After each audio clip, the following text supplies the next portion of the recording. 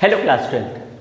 आज हम लोग केमिस्ट्री में चैप्टर 2 पढ़ेंगे जो कि है solution chapter and it is also one of the most important chapter in your chemistry. ठीक है, तो सबसे पहले सॉल्यूशन क्या है।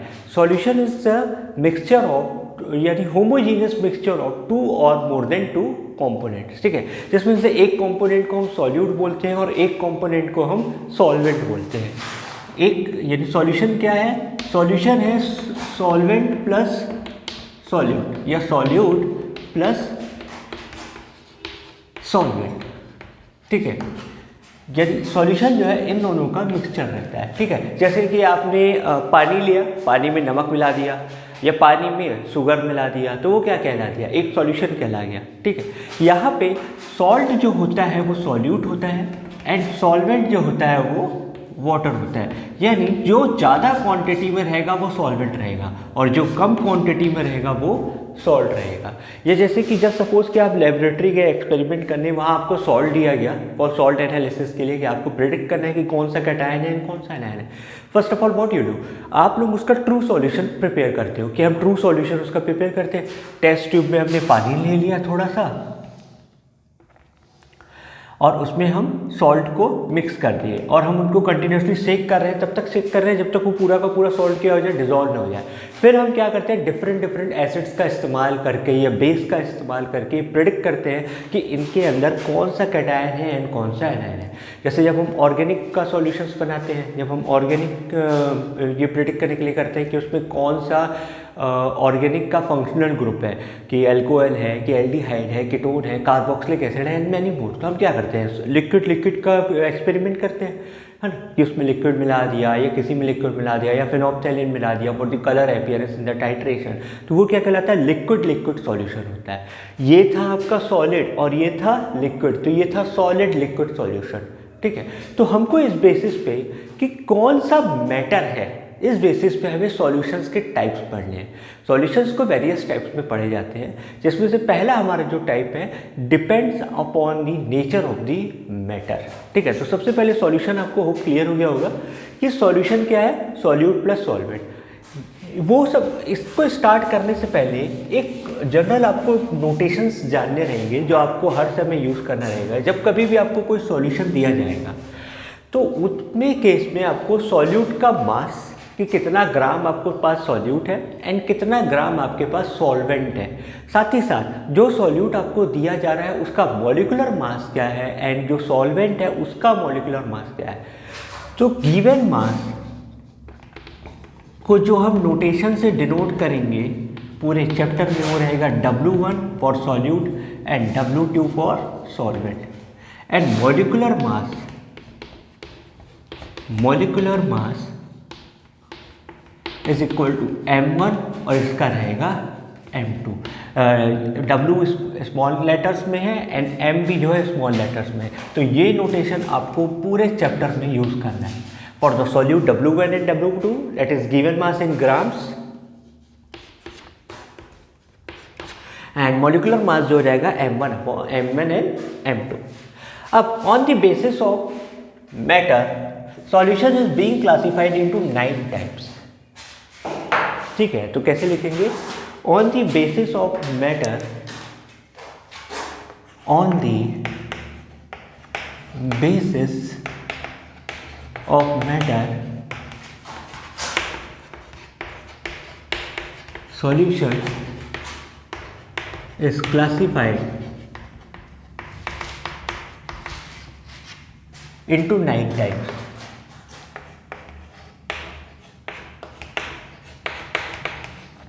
कैसे है तो चलिए पढ़ते हैं।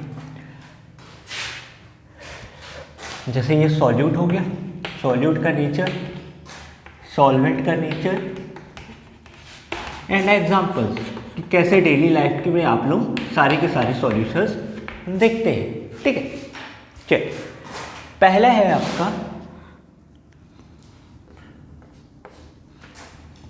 पहले आप सॉल्वेंट को मान लीजिए गैस। ठीक है, तो पहला है आपका गैस, इन गैस, सॉल्यूट गैस है और वो किस में है, गैस में, तो गैस इन गैस। तो ये एयर मिक्सचर हो गया। ठीक है, component of mixtures air mixture. क्या है, सारे के सारे गैस आपस में जुड़े हुए, nitrogen, oxygen, carbon dioxide, hydrogen and carbon and many other things जो एयर मिक्सचर में आते हैं, उसको हम क्या बोलते हैं, गैस इन गैस। सेकेंड है liquid in gas. Liquid in gas हम इसको बेसिकली लिखते तो नहीं है, सिर्फ पढ़ने के लिए समझा रहा हूँ। तो लिक्विड के मॉलिक्यूल्स गैस में प्रेजेंट है, यानी वाटर ड्रॉपलेट्स जब बारिश होती है या कभी ठंडी जैसे रहती है तो वाटर ड्रॉपलेट्स कहाँ प्रेजेंट रहते हैं, एयर मॉलिक्यूल्स में। वाटर ड्रॉपलेट्स इन एयर, छोटे छोटे वाटर मॉलिक्यूल्स प्रेजेंट है पूरे के पूरे एटमॉस्फेयर में। अब एटमॉस्फेयर क्या है, मिक्सचर ऑफ गैसेस है, गैस में क्या है, वाटर ड्रॉपलेट्स है। तो वाटर ड्रॉपलेट जब एयर के में प्रेजेंट हो तो उसको हम क्या बोल देते हैं, लिक्विड इन गैस। थर्ड है आपका solid in gas. Solid in gas तो वो हो जाता है आपका डस्ट पार्टिकल्स। डस्ट पार्टिकल्स, छोटे छोटे डस्ट पार्टिकल्स आपके एटमॉस्फेयर में प्रेजेंट रहते हैं, या जो गाड़ी से धुएं निकल रहे हैं, या कहीं चारकोल आप बर्न कर रहे हो, या कहीं जैसे फैक्ट्री से कंटिन्यूसली क्या होता है कि स्मोक एमिट आउट होता रहता है, उस स्मोक में क्या प्रेजेंट रहते हैं, चारकोल प्रेजेंट रहते हैं, कार्बन के पार्टिकल्स प्रेजेंट रहते हैं, उसको हम क्या बोल देते हैं, सॉलिड इन गैस। नेक्स्ट आपका जो सॉल्वेंट लेते हैं हम, वो लेते हैं हम लिक्विड। तो पहला हो जाए, फोर्थ इसमें जो आ जाएगा वो हो जाएगा gas in liquid. Gas in liquid तो इसमें हम बबल्स लिख सकते हैं, वाटर बबल्स। वाटर बबल्स में क्या होता है कि जैसे ये बबल्स है और इसके अंदर क्या है, गैस है, तो गैस कहाँ है, वाटर बबल्स के अंदर है, यानी गैस इन लिक्विड पहला। दूसरा ऑक्सीजन जो सी वाटर में डिजॉल्व होता रहता है, ऑक्सीजन इन सी वाटर, तो ये भी आप लिख सकते हो, ठीक। फिफ्थ जो है आपका liquid in liquid. Liquid in liquid, ये जैसे ऑयल इन वाटर या वाटर इन ऑयल है ना, यानी इमल्शन। हम क्या बोल सकते हैं इसको, इमल्शन। जब कभी भी ऐसा कॉन्सेप्ट है कि water in oil, oil in water, या दूध में पानी मिला देना, या जैसे कहीं कहीं जगह हम जाते हैं सोडा वगैरह ड्रिंक करने, या कहीं कॉकटेल्स वगैरह हम ड्रिंक करते हैं, तो वहाँ क्या करते हैं उन लोग, तरह तरह के लिक्विड्स का मिक्सचर्स बनाते हैं, तो उसको हम क्या बोल देते हैं, इमल्शन, ठीक। 6 सॉलिड इन लिक्विड।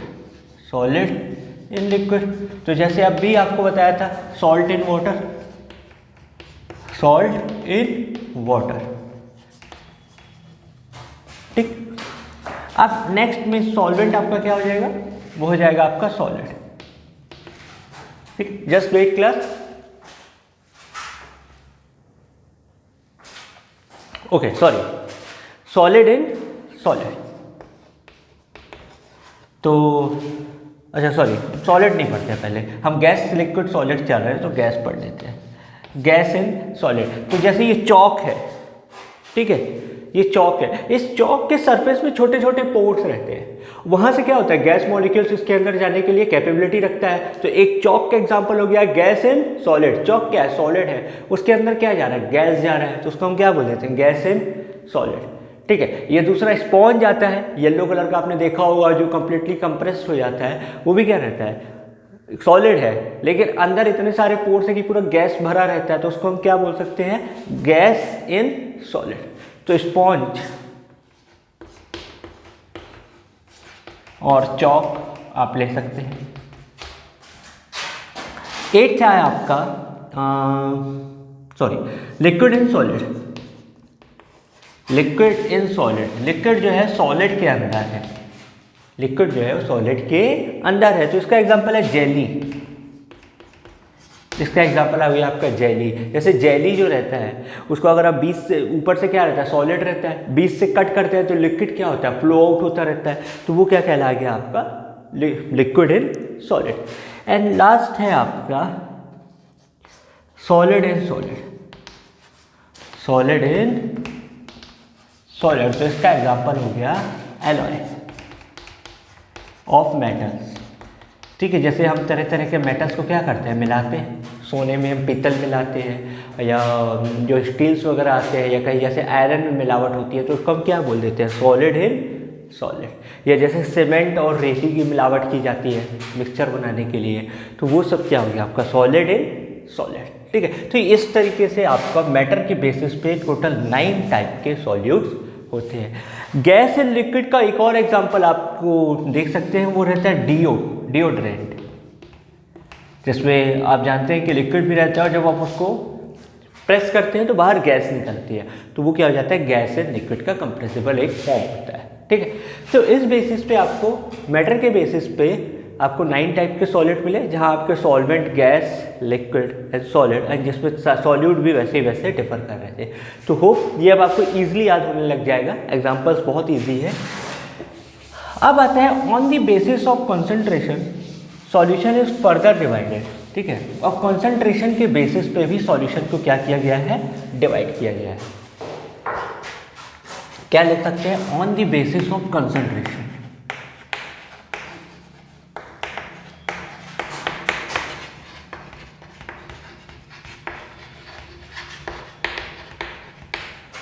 पहला जो आपका आता है वो है डाइल्यूट सॉल्यूशन।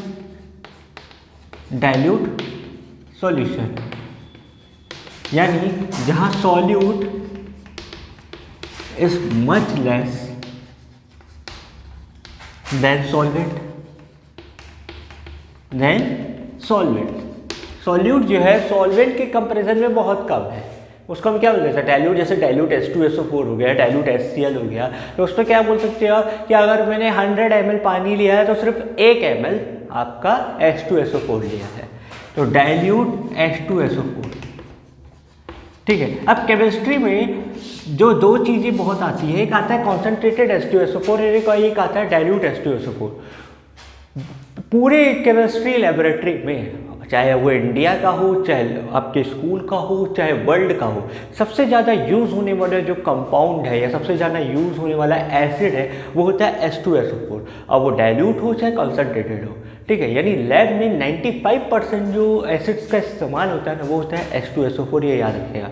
अब जहाँ कहीं भी आपको डाइल्यूट H2SO4 का रिएक्शन दिखे, यानी समझ लेना वहाँ वाटर रिएक्ट कर रहा है। क्या रिएक्ट कर रहा है, वाटर रिएक्ट कर रहा है। क्यों, क्योंकि मैंने 100 ml में सिर्फ 1 ml ही तो मिलाया है। यानी अगर 100 ml का सॉल्यूशन है तो उसमें 99 ml क्या है, पानी है, और 1 ml क्या है, डाइल्यूट H2SO4 है। फर्क ही नहीं पड़ता, तो क्या रिएक्ट करेगा, वाटर रिएक्ट करेगा। सेकेंड एग्जाम्पल जो है आपका वो है कॉन्सेंट्रेटेड सॉल्यूशन। कॉन्सेंट्रेटेड सॉल्यूशन यानी जहाँ सॉल्यूट जो है, solute is in comparison to solvent, is in comparison to solvent, कि वहाँ है। अब जैसे मान लीजिए आप नींबू पानी बना रहे हैं, ठीक है। आपने क्या किया, नींबू के 2-3 बूंद अगर आप सिर्फ पानी में डाल रहे हो तो वो क्या बन जाएगा, डाइल्यूट सॉल्यूशन, क्योंकि नींबू का स्वाद आना ही नहीं है, लेमन का स्वाद आएगा ही नहीं। लेकिन अगर मान लो आपने पूरा का पूरा लेमन निचोड़ दिया, तो ऐसा तो नहीं है कि पानी अगर आपने 1 गिलास लिया और नींबू पूरा आपने, लेमन ने पूरा आपने उसमें पोर कर दिया है, तो पानी तो कम नहीं हो जाएगा ना, पानी तो उतना है। लेमन जो है कम है सॉल्वेंट के कंपैरिजन में, पर टक्कर में है कि उसका पूरा का पूरा उसने नींबू पानी का स्वाद क्या कर दिया, बदल दिया। वो होता है आपका कॉन्सेंट्रेटेड। यानी जैसे जब आपने कॉन्सेंट्रेटेड H2SO4 का इस्तेमाल किया तो वहाँ पे 90 ml पानी है और 10 ml क्या है, H2SO4 है। और जब कभी भी कॉन्सेंट्रेटेड H2SO4 के साथ रिएक्शन होता है तो बहुत हाईली डेंजरस एसिड है ये। तो इतना डेंजरस होता है कि अगर आपके बॉडी में गलती से गिर गया तो आपकी पूरी बॉडी की स्किन जो है वो मेल्ट हो जाएगी। यानी अगर आपने कॉन्सेंट्रेटेड H2SO4 यहाँ रख दिया, अगर गलती से आपके हाथ में गिर गया तो वो पूरा नीचे आ जाएगा। जो एसिड अटैक्स होते हैं उसमें कॉन्सेंट्रेटेड H2SO4 का इस्तेमाल किया जाता है। सो बी केयरफुल जब कभी भी आप लेबोरेटरी में एक्सपेरिमेंट करते हैं, ठीक है। तो कॉन्सेंट्रेटेड H2SO4 को एकदम प्रिकॉशंस के साथ यूज़ करेगा, क्योंकि कहीं भी अगर गलती से ये बॉडी में पड़ जाता है तो पूरी स्किन जल जाती है। ये इतना डेंजरस होता है कॉन्सेंट्रेटेड H2SO4, ठीक है। थर्ड जो है वो है सैचुरेटेड सॉल्यूशन। सैचुरेटेड सॉल्यूशन यानी ऐसा सॉल्यूशन जिसमें एक हद तक सॉल्यूट डिसॉल्व होता है सॉल्वेंट में, अब उससे ज़्यादा नहीं होगा, ठीक है, ये इतना हो गया, इतने में ही टेस्ट मिलेगा, इससे ज़्यादा आप वो डिजॉल्व नहीं कर पाएगा। ऐसे सॉल्यूशन को हम क्या बोल देते हैं, हम बोलते हैं सैचुरेटेड सॉल्यूशन। तो इसकी डेफिनेशन एक बार मैं पढ़ता हूँ। A saturated solution is a chemical solution in which maximum amount of solute is dissolved as the solvent is capable of no more additional solute will dissolve at same condition and temperature. ठीक है, यानी एक limit रहती है इसमें, क्या रहती है, लिमिट रहती है कि इतना सॉल्वेंट और इतना ही सॉल्यूट डिजॉल्व होगा। जैसे कि मान लो मैंने कह दिया 90 ml पानी में केवल 10 ml तक का ही सॉल्वेंट डिजॉल्व, सॉल्यूट डिजॉल्व हो सकता है, इससे ज़्यादा नहीं होगा, इससे ज़्यादा नहीं होगा। जैसे चाय में जितना ज़्यादा शक्कर डालोगे उतनी ज़्यादा मीठी होती जाती है, यानी चाय की भी एक लिमिट होती है कि हम उससे ज़्यादा डिजॉल्व नहीं कर पाएंगे। ठीक है, तो इसमें 90 ml में 10 ml का ही रिक्वायरमेंट है, तो इसको हम क्या बोल देते हैं, सैचुरेटेड सॉल्यूशन। फोर्थ जो आपका आता है वो आता है अनसैचुरेटेड सॉल्यूशन, यानी कोई लिमिट नहीं है, जितना डालते जाओ डिजॉल्व करता जाएगा, अनसैचुरेटेड सॉल्यूशन। ठीक है, नो लिमिट, यानी लिमिटलेस है ये, कि जितना मिलाते जाओगे एक पर्टिकुलर टेम्परेचर एंड प्रेशर तक वो डिजॉल्व होता जाएगा। तो इसका डेफिनेशन है, unsaturated solution is the chemical solution in which less amount of solute is present and the actual capability of the solvent, यानी जितना सॉल्यूट होना चाहिए उसकी कैपेबिलिटी में कम है। जैसे समुद्र का जो पानी होता है, ठीक है, उसमें नमक तो ऑलरेडी बहुत है और जितना नमक मिलाना चाहो मिलाते जाओ, उसकी कोई लिमिट ही नहीं है। ठीक है, और जबकि अगर मैं घर में 1 गिलास पानी दूं आपको और उसमें 1 चम्मच नमक मिला दूं तो वो तो पर्याप्त है ना, वो उतना आपको टेस्ट सफिशिएंट देगा, टेस्ट बिल्कुल सही टेस्ट देगा। लेकिन जितना ज़्यादा मिलाते जाओगे टेस्ट आपका बिल्कुल खराब। जैसे शक्कर भी, चाय में अगर शक्कर नहीं मिलाओ तो फीकी है, कोई दिक्कत नहीं, आपने एक लिमिट तक शक्कर मिलाया तो आपको प्रॉपर टेस्ट मिलेगा टी का। लेकिन जैसे जैसे आप शुगर ज़्यादा करते जाओगे तो वो उतना एक्सेस क्या होता जाता है, मीठा होता जाता है, यानी वो आप डिजॉल्व नहीं कर पा रहे हैं। ठीक है, तो इसको हम क्या बोल देते हैं, सैचुरेटेड सॉल्यूशन। इसमें एक और आता है, वो होता है सुपर सैचुरेटेड सॉल्यूशन। एक और आता है, उसको हम बोलते हैं सुपर सैचुरेटेड सॉल्यूशन।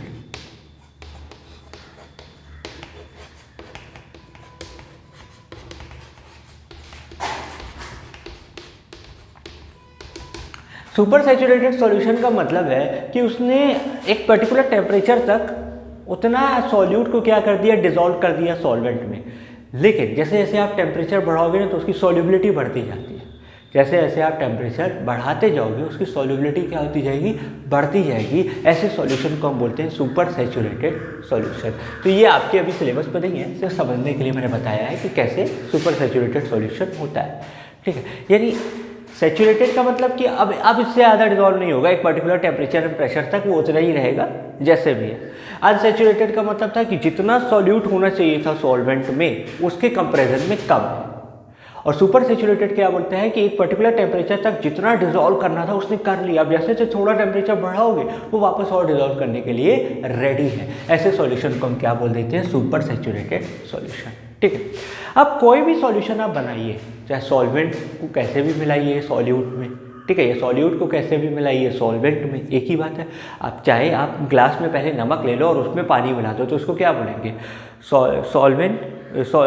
सॉल्यूट को किस में, सॉरी मैंने सॉल्यूट में क्या मिला दिया, सॉल्वेंट मिला दिया। अब चाहे पानी ले लूँ बाद में नमक मिलाऊँ तो मैं क्या बोलूँगा कि मैंने सॉल्यूट को किस में मिला दिया, सॉल्वेंट में मिला दिया, बात एक ही है। ठीक है, अब हमको इनका कॉन्सेंट्रेशन भी मेज़र करना है कि कितना स्ट्रॉन्ग सॉल्यूशन है या कितना वीक सॉल्यूशन है, या कितना परसेंटेज उसमें आपका सॉल्वेंट है या कितना परसेंटेज आपका सॉल्यूट है। तो उसको मेज़र करने के लिए आपको बहुत सारे कॉन्सेंट्रेशन के टर्म्स पढ़ने हैं। तो कॉन्सेंट्रेशन ऑफ सॉल्यूशन में जो हमारा पहला आता है वो होता है मास परसेंट, यानी मास ऑफ कॉन्सेंट्रेशन मेज़र करने के लिए जो पहला है वो है मास परसेंट। मास परसेंट, मास परसेंट यानी मान लीजिए आपने सॉल्यूट एंड सॉल्वेंट को मिला लिया और दोनों मिलकर क्या बन जाते हैं, सॉल्यूशन। तो मेरे को सॉल्यूट कब निकालना है, तो मास of solute upon total mass of solution into 100। ठीक है, तो मास परसेंटेज जो रहता है वो रहता है मास ऑफ सॉल्यूट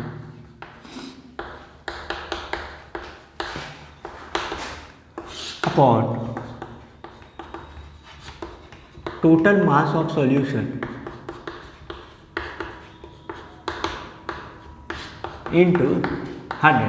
अब हालांकि बात क्या चल रही है, बात चल रही है मास की, यानी ये दोनों किस में होने चाहिए, ग्राम में होने चाहिए, है ना। यानी W1 मैंने आपसे कहा था मास ऑफ सॉल्यूट को हम किस में लिखेंगे, W1 में, और मास ऑफ सॉल्यूशन क्या हो जाएगा, W1 प्लस W2, ये भी ग्राम में है, इंटू 100।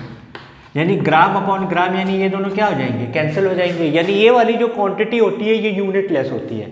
साथ ही साथ मास कभी टेम्परेचर के साथ नहीं बदलता है, यानी ये जो यूनिट क्वांटिटी जो होती है, यानी ये वाली जो मेरी मेजरिंग यूनिट है, ये टेम्परेचर इंडिपेंडेंट होती है। तो आप इसको लिख सकते हैं unit less and temperature independent. ये टेम्परेचर पर डिपेंड नहीं करती है, ठीक है। ये था आपका पहला मेजरिंग। सेकंड जो है वो है आपका वॉल्यूम परसेंटेज। वॉल्यूम परसेंटेज यानी वॉल्यूम ऑफ सॉल्यूट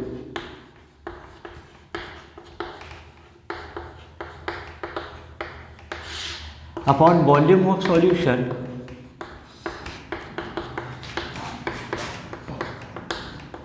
इंटू 100। अब वॉल्यूम की बात भी तो वही W1 में ही लेंगे ना, चाहे वो मास गिवन मास लें या गिवन वॉल्यूम ले लें। तो यहाँ पे ये W1 इन ml और ये क्या हो जाएगा W1 प्लस W2 इन ml इंटू 100। अब ये भी ml क्या हो जाएंगे, कैंसिल हो जाएंगे, यानी ये भी क्या है, यूनिट लेस है। बट वॉल्यूम जो है टेम्परेचर पर डिपेंड करता है, टेम्परेचर के बदलने से वॉल्यूम भी क्या होता है, बदलता है। तो ये टेम्परेचर डिपेंडेंट है, यूनिट लेस तो है बट टेम्परेचर डिपेंडेंट। टेम्परेचर पे क्या करता है, डिपेंड करता है, ठीक है। तो ये दो थे हमारे कंसंट्रेशन वाले। थर्ड है आपका mass by volume percent.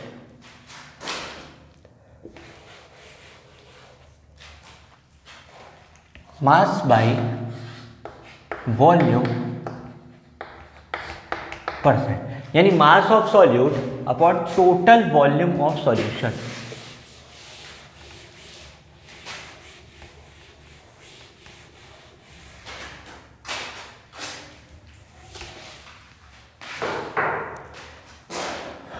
Total volume of solution ये ml में आ जाएगा, ठीक है। यानी ये W1 और ये क्या हो जाएगा, W1 प्लस W2। ये आपको अब अलग अलग यूनिट से दोनों में आप देख सकते हैं कि ये ग्राम है और ये ml है। तो इसकी जो यूनिट हो जाती है वो होती है ग्राम पर लीटर या ग्राम पर ml आप लिख सकते हैं, या kg पर लीटर भी हो सकती है। साथ ही साथ यहाँ वॉल्यूम आ रहा है, वॉल्यूम यानी टेम्परेचर डिपेंड होता है, तो ये क्या है, टेम्परेचर डिपेंडेंट है, टेम्परेचर डिपेंडेंट यानी इसकी यूनिट भी है और टेम्परेचर डिपेंडेंट भी होता है, ठीक है। अब जो नेक्स्ट है इसमें एक आता है आपका पार्ट्स पर बिलियन, पार्ट्स पर मिलियन, सॉरी पार्ट्स पर मिलियन। फोर्थ जो आता है आपका वो आता है पार्ट्स पर मिलियन।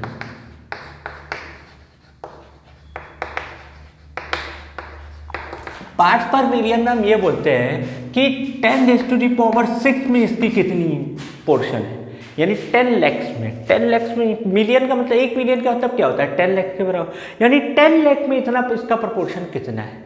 जैसे मैंने आपसे कह दिया था, जैसे हमने सेमीकंडक्टर पढ़ा था उसमें हमने ये पढ़ा ना कि बहुत छोटी क्वांटिटी में हम उसको मिक्स करते हैं, ठीक है। या फिर हमने जो एक रदरफोर्ड का मॉडल हुआ था जिसमें उसने कहा था कि 20,000 रेज में सिर्फ एक रे क्या होती है, एज इट इज़ जाती है और वापस आ जाती है। तो ये तो 20,000 का था, अगर मैं 20 लैक्स का लूँ तो कितने हो जाएंगे, 100 रेज हो जाएंगे 20 लैक्स के हिसाब से। और उसको 10 लाख के हिसाब से करूँ तो 50 रे हो जाएंगे, यानी पार्ट्स पर बिलियन में सिर्फ उसका 50% पोर्शन है, यानी 50 rays out of 10 in a million pass हो रहा है। तो ये यूनिट जो है ना बेसिकली सी, जहाँ लिक्विड के केस में हम यूज़ करते हैं, लिक्विड के केस में यूज़ करते हैं। जैसे सी वाटर में हमको प्रिडिक्ट करना होता है ना, क्योंकि सी वाटर तो एबंडेंस है, तो वहाँ हम पार्ट पर बिलियन में NaCl की क्वांटिटी निकालते हैं कि NaCl कितना होगा। मान लो आपने एक क्यूबिक वाटर निकाल लिया, उसमें केवल 10 ग्राम आपको NaCl मिल गया या 100 ग्राम NaCl मिल गया, तो पार्ट्स पर बिलियन में हम उसको प्रिडिक्ट आउट करते हैं। तो ये उसके लिए था, ठीक। अब जो नेक्स्ट है इंपॉर्टेंट है वो है mole fraction. Mole fraction, just suppose आपने सॉल्यूट एंड सॉल्वेंट का मिक्सचर बनाया, सॉल्यूट एंड सॉल्वेंट का मिक्सचर बनाया, ठीक है, जिसमें सॉल्यूट का जो मास था वो W1 है और इसका मास है W2, इसका मॉलिक्यूलर मास है M1, इसका मॉलिक्यूलर मास है M2, ठीक है। तो इसका मोल्स यानी Na जो हो जाएगा, या N1 आप बोल सकते हो, N1। ये जस्ट सपोज कि सॉल्यूट के मास को मैं WA मान रहा हूँ, सॉल्वेंट के मास को मैं WB मान रहा हूँ, इसका मॉलिक्यूलर मास WA हो जाएगा और इसका मॉलिक्यूलर मास WB हो जाएगा, ठीक है। तो इसमें हम number of moles of solute निकालना है, ठीक है। तो नंबर ऑफ मोल्स जो हो जाएगा यहाँ पे क्या हो जाएगा, given mass upon molecular mass. Moles निकालने का फॉर्मूला होता है moles is equal to given mass upon molecular mass, ठीक। यानी ये हो जाता है Na, ये हो जाएगा Na, और उसी प्रकार से ये हो जाएगा WB अपॉन MB यानी गिवन मास अपॉन मॉलिक्यूलर मास, यानी ये इसको हम डिनोट कर देते हैं NB, ठीक है। तो मोल फ्रैक्शन जो होता है, यानी जैसे मोल फ्रैक्शन, मोल फ्रैक्शन को हम डिनोट करते हैं X से, मोल फ्रैक्शन को हम किससे डिनोट करते हैं, X से। तो अगर मैं XA लिख रहा हूँ तो किसका मतलब है, उसका मतलब है मोल फ्रैक्शन ऑफ A यानी सॉल्यूट, XB लिख रहा हूँ यानी मोल फ्रैक्शन ऑफ सॉल्वेंट, ठीक है। तो XA जो हो जाएगा मोल्स ऑफ सॉल्यूट, ये सॉल्यूट डिनोट कर रहा है ना, A क्या डिनोट कर रहा है, solute, moles of solute upon total moles यानी Na प्लस NB। उसी प्रकार से XB निकालूंगा यानी moles of A, mole fraction of solvent, तो वो हो जाएगा moles of solvent upon total moles, upon total moles, ठीक है। यानी मोल की जो वैल्यू होती है, मोल फ्रैक्शन की जो वैल्यू रहेगी, ठीक है, किसी भी एक पर्टिकुलर की बात कर रहा हूँ, वो हमेशा 0 से बड़ी या उसके बराबर होगी एंड 1 से छोटी या उसके बराबर होगी, प्रोबेबिलिटी की तरह, ठीक है। साथ ही साथ सारे मोल फ्रैक्शंस का सम आप करोगे तो वो हमेशा 1 आएगा। आप प्रूफ में से देख सकते हैं, अगर मैं इन दोनों को प्लस कर देता हूँ, ठीक है, XA प्लस XB यानी Na upon Na plus NB plus NB upon Na plus NB, तो डिनोमिनेटर सेम है और न्यूमरेटर फिर ऐड हो जाएगा, तो क्या हो जाएगा Na plus NB upon Na plus NB, ये कट जाएगा, तो कितना आ गया, 1 आ गया। अब जस्ट सपोज कि आपको XA का यानी A का मोल फ्रैक्शन दिया गया है, आपसे कहा जाए कि B का मोल फ्रैक्शन निकालो, अगर सिर्फ 2 ही कंपोनेंट है तो आप कैसे करोगे, 1 माइनस X, क्योंकि XA plus XB is equal to किसके बराबर आ गया, 1 के बराबर। किसी एक का भी मोल फ्रैक्शन दिया हो, दूसरे का फाइंड करना हो तो क्या करोगे, 1 से माइनस कर दोगे। अब कभी एग्जाम में यदि न्यूमेरिकल आता है मोल फ्रैक्शन निकालने के लिए, अगर सॉल्वेंट एंड सॉल्यूट बस है, आपने मोल फ्रैक्शन निकाल लिया, आपने वैल्यूज रख दी, अब आपको पता करना है कि सही है कि गलत है, तो आप क्या कर सकते हो, आप सिंपली इन दोनों को ऐड कर दो। आप सिंपली क्या करोगे, इन दोनों को ऐड कर दो और वैल्यू 1 के बराबर आनी चाहिए, ठीक है। तो ये था आपका मोल फ्रैक्शन। इसके बाद हमारा आता है molarity.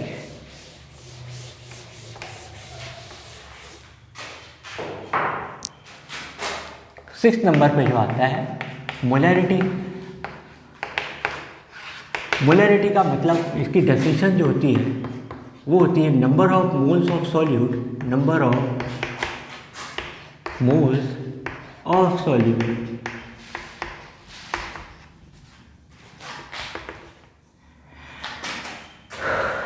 in 1 liter of dissolved in 1 liter of solution, dissolved in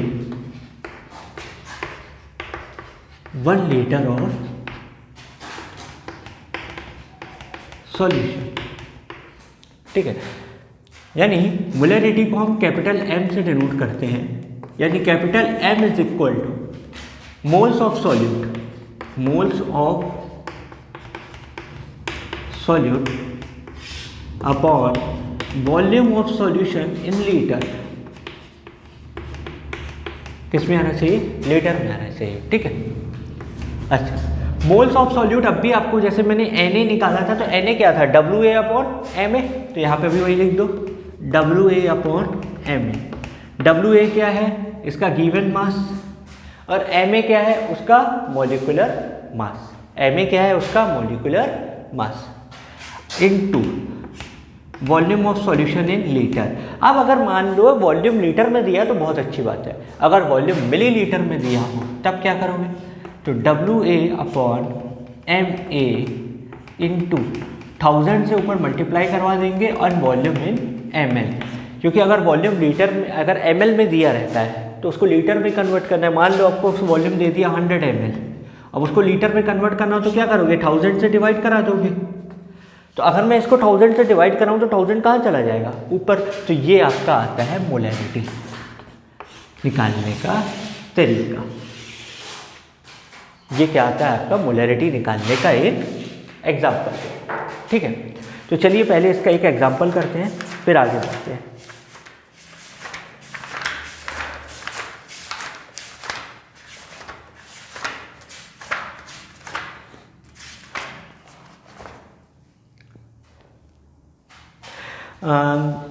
sorry, हाँ, जैसे क्वेश्चन दिया गया है मास पर वॉल्यूम से कॉन्सेंट्रेशन ऑफ, अच्छा हाँ सॉरी, क्वेश्चन करने से पहले एक चीज़ और, यहाँ वॉल्यूम आ रहा है, तो वॉल्यूम यानी मोलैरिटी जो होता है वो टेम्परेचर पर डिपेंडेंट होता है। Molarity is dependent on temperature, यानी टेम्परेचर के बदलने से मोलैरिटी भी क्या होती है? बदलती है, ठीक है। अब क्वेश्चन है, concentration of C6H12O6 in normal blood is approximately 90 mg per 100 ml, यानी ब्लड में ग्लूकोज का जो कॉन्सेंट्रेशन है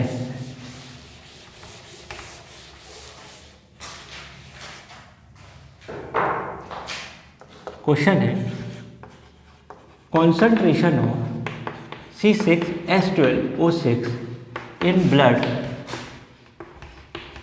is 90 mg milligram per 100 ml per 100 ml, then what is the molarity of the glucose solution in blood? आपसे molarity find करने को बोल रहा है, फाइंड मोलैरिटी, ठीक है।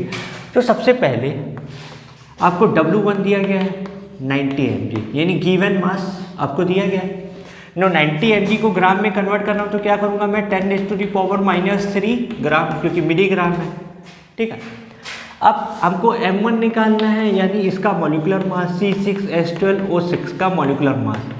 हाइड्रोजन कार्बन का होता है 12, यानी 6 है कार्बन है तो 6 × 12, हाइड्रोजन का होता है 1 तो 12 है, एंड ऑक्सीजन का होता है 16 तो कितने हैं? 6 हैं, यानी 72 + 12 + 96, यानी आता है 180, ठीक। एंड वॉल्यूम आपको दिया गया है 100 ml। तो मोलैरिटी का फॉर्मूला मैंने क्या बताया? WA अपॉन MA या W1 अपॉन M1 इन 2000, जब वॉल्यूम आपका ml में हो, वॉल्यूम किस में हो? ml में हो। तो यूनिट्स को रख दीजिए, 90 × 10⁻³ -3 × 1000 डिवाइडेड बाय 180 × 100। 10⁻³ -3 और 1000 क्या हो जाएगा? कट हो जाएगा, ये ज़ीरो कट गया और ये बचा 2, यानी 1/200, यानी 0.005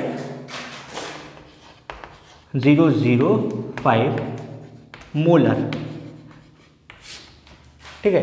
मोलैरिटी की जो यूनिट होती है उसको हम मोलर लिखते हैं, या फिर आप उसको लिख सकते हो मोल पर लीटर, मोल पर लीटर, ये भी एक यूनिट होती है, ठीक है। तो यूनिट के बारे में मैंने आपको नहीं बताया था, तो इसकी जो यूनिट है मैं आपको कैसे निकालते बता देता हूँ। आप मोल्स को किससे डिवाइड करा रहे हो? लीटर से डिवाइड करा रहे हो, तो इसकी जो यूनिट हो जाती है वो होती है मोल पर लीटर, एंड हम इसको कैपिटल M से डिनोट करते हैं। और ये था आपका मोलैरिटी कैलकुलेट करने का एक एग्जाम्पल, ठीक। अब इसमें कुछ और टर्म्स आ जाते हैं, कंडीशंस आती हैं कि जस्ट सपोज आपके पास एक सॉल्यूशन है, ठीक, case 1, solution of volume V1, ठीक है, आपके पास एक सॉल्यूशन है जिसका वॉल्यूम V1 है एंड उसकी मोलैरिटी जो है M1 है, मोलैरिटी क्या है, M1 है। अब मान लो आपने बाहर से किसी तरीके से या तो उसका वॉल्यूम बढ़ा दिया और एक्स्ट्रा आपने सॉल्वेंट मिला दिया, या किसी तरीके से आपने उसका सॉल्यूशन का सॉल्वेंट क्या कर दिया, कम कर दिया, ठीक है। सॉल्यूट आपका इक्वल है, सॉल्यूट नहीं बदल रहा है, सिर्फ सॉल्वेंट बदल रहा है। क्या चेंज हो रहा है, सॉल्वेंट चेंज हो रहा है, ठीक है। तो जस्ट सपोज तो आपका न्यू वॉल्यूम क्या हो जाएगा, V2, या तो आपने वॉल्यूम इंक्रीज कर दिया या डिक्रीज कर दिया, एंड मोलैरिटी भी क्या हो जाएगी, बदल जाएगी, क्योंकि वॉल्यूम से डायरेक्ट इन्वर्सली प्रोपोर्शनल है मोलैरिटी। वॉल्यूम कम हुआ तो मोलैरिटी बढ़ जाएगी, वॉल्यूम ज़्यादा हुआ तो मोलैरिटी कम हो जाएगी, तो मोलैरिटी क्या हो गई, M2 हो गई। तो ये चीज़ याद रखिएगा, M1V1 is always equal to M2V2, ये कभी नहीं बदलेगा, ये एज इट इज रहेगा, क्योंकि सॉल्यूट तो आपका उतना ही है ना, वो नहीं बदल रहा है, तो ये भी नहीं बदलेगा। पहला केस। दूसरा केस, अगर आपके पास M1V1 और M2V2 वाले दो सॉल्यूशन है और आपने उसको आपस में मिक्स कर दिया, अलग अलग सॉल्यूशंस हैं, ठीक है, आपके पास क्या है, अलग अलग सॉल्यूशंस है, एक M1V1 है और एक M2V2 वाले, दो अलग अलग सॉल्यूशन है जिसकी मोलैरिटी M1 है और वॉल्यूम V1 है, और एक सॉल्यूशन है जिसकी मोलैरिटी M2 है और वॉल्यूम क्या है, V2 है। तो जब कभी भी आप उनको आपस में मिक्स करोगे तो आपका जो न्यू मोलैरिटी जो होता है उसका फॉर्मूला है M is equal to M1V1 plus M2V2 divided by V1 plus V2। तो ये आपकी न्यू मोलैरिटी बनती है, यानी जब आप दो अलग अलग मोलैरिटी के सॉल्यूशंस को क्या करते हो, मिक्स करते हो, ठीक, तो वहाँ पे आपकी क्या बनती है, अलग अलग ये मोलैरिटी आपको मिलती है। नेक्स्ट जो हमारा टॉपिक है वो है मोलैलिटी।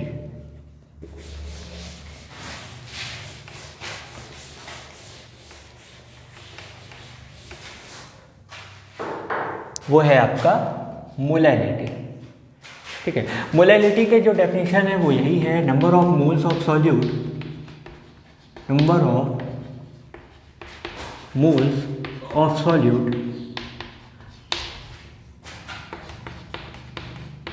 पर किलोग्राम ऑफ सॉल्वेंट, पर किलोग्राम ऑफ सॉल्वेंट। अब इस केस पे थोड़ा सा ध्यान दीजिएगा, वहाँ सॉल्यूशन था और यहाँ क्या है, सॉल्वेंट है, वहाँ वॉल्यूम था, यहाँ क्या है, मास है, ठीक है। मोलैलिटी को हम स्मॉल m से डिनोट करते हैं, यानी small m is equal two moles of solute,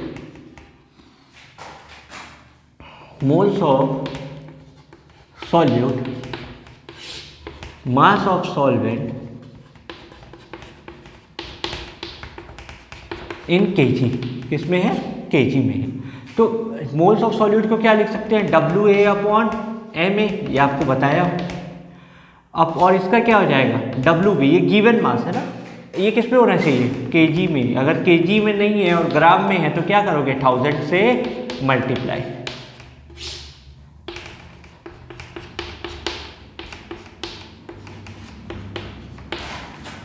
ठीक। तो इसकी जो यूनिट होती है वो क्या हो जाएगी, मोल पर केजी, मोल पर केजी, या हम इसको मोलल भी बोलते हैं, क्या बोलते हैं, मोलल बोलते हैं। साथ ही साथ मोलैलिटी जो होती है वो टेम्परेचर इंडिपेंडेंट होता है, टेम्परेचर इंडिपेंडेंट होता है, ये टेम्परेचर पे डिपेंड नहीं करता है, ठीक है। अब इसमें एक चीज़ हमको पढ़ना है, relation between molality and molarity, ठीक है, relation between molality and molarity. तो मैं इसको रब कर देता हूँ,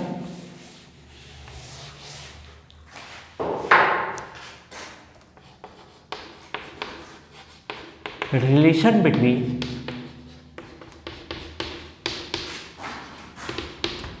मोलैलिटी एंड मोलैरिटी।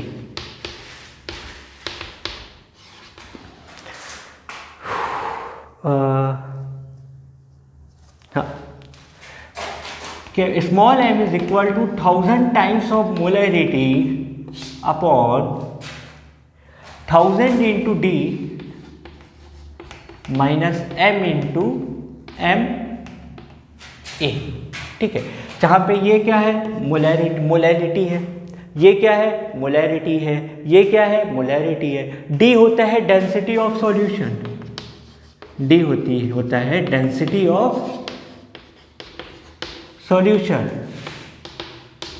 और जो एम ए होता है वो होता है molecular mass of solute, molecular mass of solute. ठीक, ये आपको याद रखना ज़रूरी है। ठीक है, कि मोलैरिटी और मोलैलिटी के बीच में क्या रिलेशन होता है। तो इससे रिलेटेड एक न्यूमेरिकल लगाते हैं।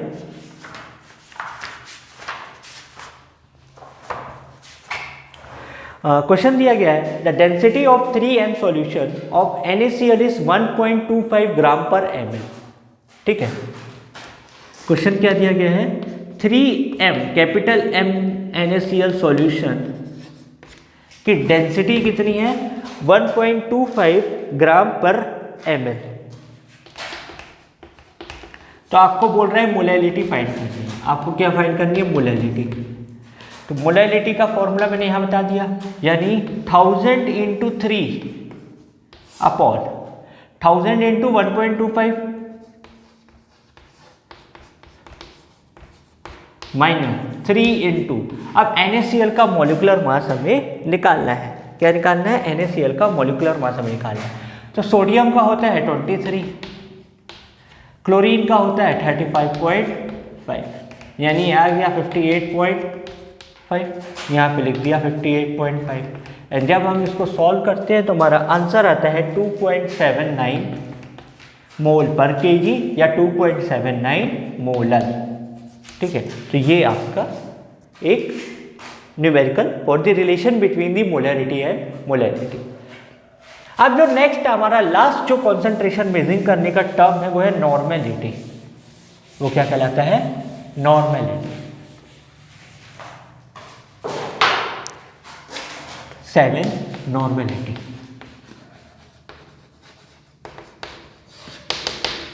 तो नॉर्मेलिटी की जो डेफिनेशन होती है वो डेफिनेशन ऐसी है, the number of grams equivalent of solution present in 1 litre of solution, number of gram equivalents of solute present in 1 litre of solution, यानी number of gram equivalents of solute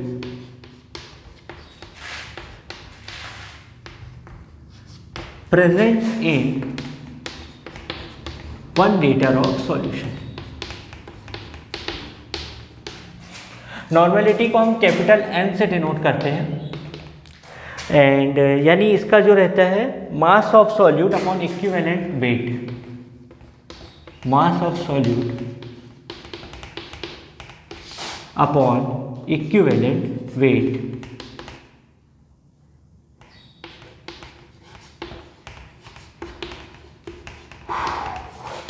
in litre. किस में होने चाहिए, litre में होना चाहिए। अब मास of solute नहीं होना चाहिए, number of gram equivalent of solute. हाँ, यहाँ मास ऑफ सॉल्यूट की बात आ रही है। ठीक है, यहाँ पे मोल्स की बात नहीं आ रही, मास आ रही है और इक्विवेलेंट वेट। अब इक्विवेलेंट वेट क्या होता है, तो इक्विवेलेंट वेट जो होता है वो होता है n फैक्टर्स, मतलब आप सिंपली ये कह सकते हो कि जैसे नॉर्मेलिटी और मोलैरिटी, इक्विवेलेंट वेट का मतलब ये होता है कि किसी भी एलिमेंट की बेसिसिटी कितनी है या एसिडिटी कितनी है। जैसे जब भी कोई, जैसे H2SO4 है, ठीक, वो ब्रेकआउट हो रहा है 2H प्लस SO4 2 माइनस। ठीक, तो आपने क्या कर दिया, इसका मास आपने निकाल दिया। ठीक है, इसका मॉलिक्यूलर मास निकाल दिया। अब इसकी बेसिसिटी कितनी, एसिडिटी कितनी हो गई, हाइड्रोजन प्लस आयन दे रहा है, तो ये क्या हो गई इसकी बेसिसिटी। तो यहाँ से इसको हम क्या कर रहे हैं, 2 है तो हम इसको 2 से डिवाइड करा देंगे। क्या करा देंगे, 2 से डिवाइड करा देंगे। इक्विवेलेंट मास निकालने के लिए या इक्विवेलेंट वेट निकालने के लिए क्या करोगे, मॉलिक्यूलर मास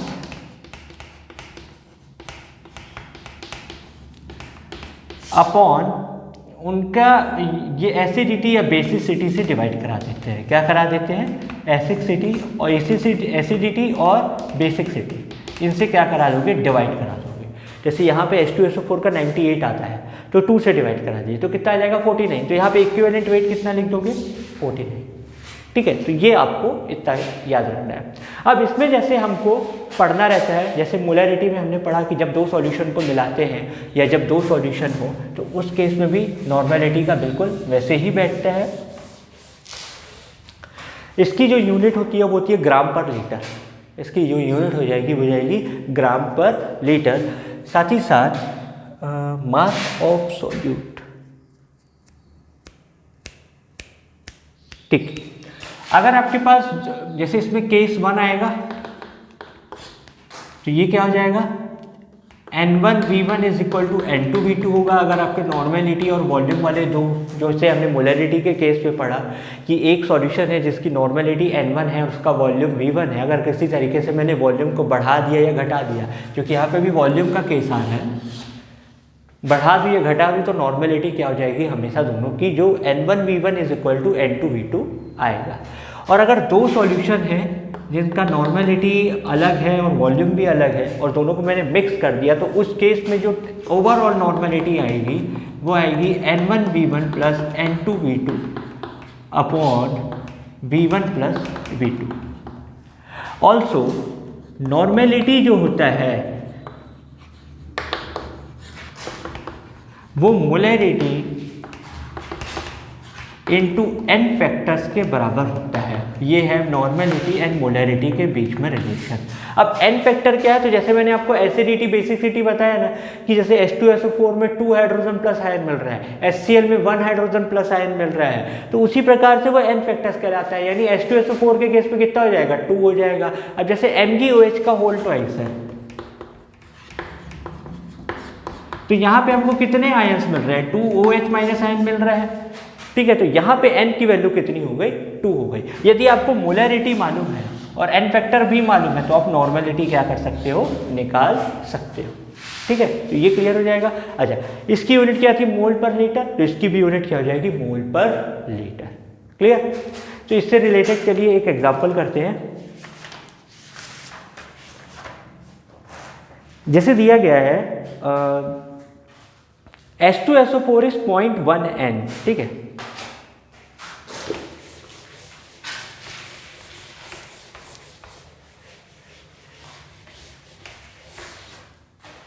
क्वेश्चन जैसे दिया गया है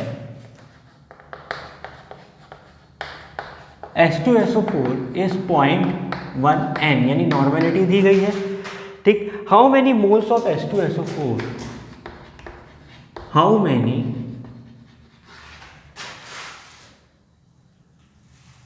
moles of H2SO4 is dissolved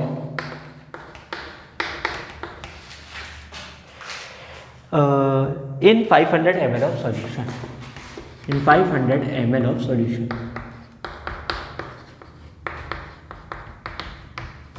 ठीक, तो सॉल्यूशन कैसे करोगे, सबसे पहले हमें पता है कि नॉर्मेलिटी जो है वो मोलैरिटी इंटू n फैक्टर्स के बराबर है।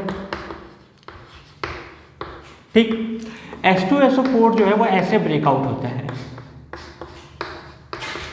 2H plus ion plus SO4 2 minus ion, यानी यहाँ पे जो n फैक्टर है वो कितना हो जाएगा, 2, क्योंकि 2H प्लस आयन आ रहे हैं।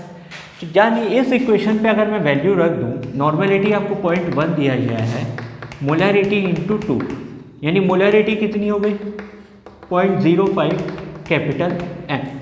अब हमने जो मोलैरिटी की डेफिनेशन जो पढ़ी है वो क्या पढ़ी हमने, कि number of moles of solute पर लीटर ऑफ सॉल्यूशन, यानी 1 लीटर में कितना है, 0.05। H2SO4 कितना है, 0.05।